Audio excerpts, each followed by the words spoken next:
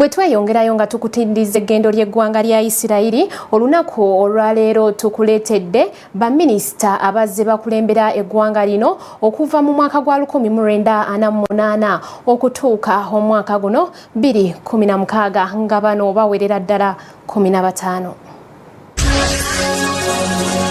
Kano ke katundu kaffe ak'obadde okimanyi mu malindirire.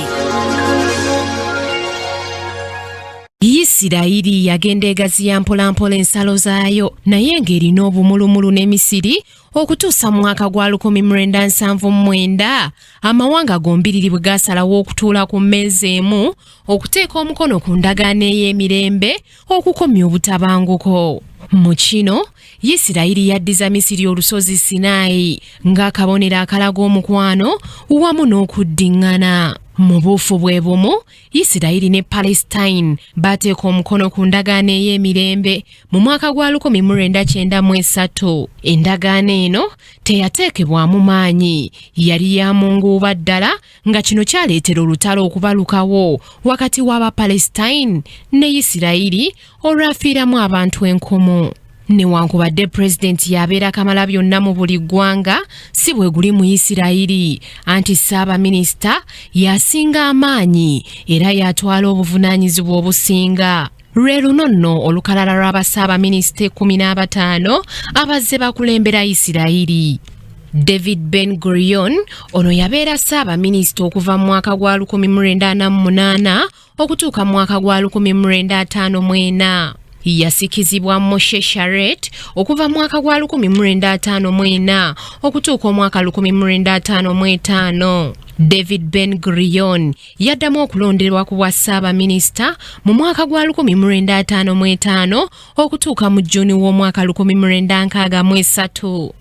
Levi Eshkol yalondebwa ku bwa ssaabaminisita okuva mu mwaka gwa 1964 okutuuka mu mwaka gwa 1969. Ono yasikisibwa Yigal Alon okuva mwaka gwa 1969 era ono yafugira ebbanga ttono nga yaggyibwako mu mwaka gwe gumu mu mwezi ogwa Ntenvu.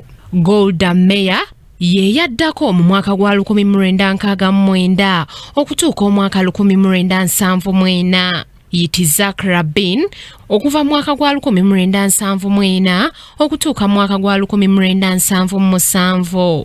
Meradiem Begin ye yaddako okuva mwaka gwa 1977 okutuuka mwaka gwa 1981.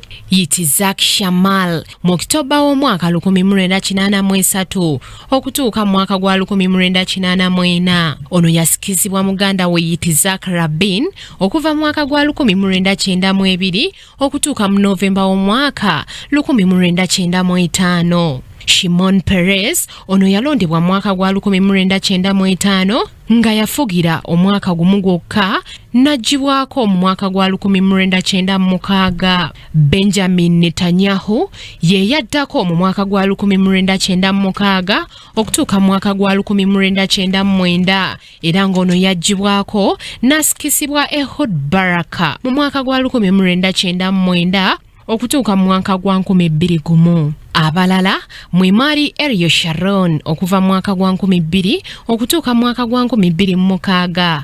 Ehud Olmert okuva mwaka gwa 2006 ngono yavaako mu mwaka gwa 2009 n'asikizibwa Benjamin Netanyahu aliko n'essaawa ya kaakati. Olunaku olw'enkya lindirira Benjamin Netanyahu yaani mu byafaayo bya Yisirayiri n'okwetooloola ensi yonna.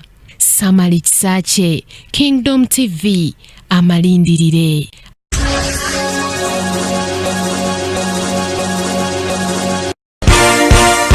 This is Kingdom TV.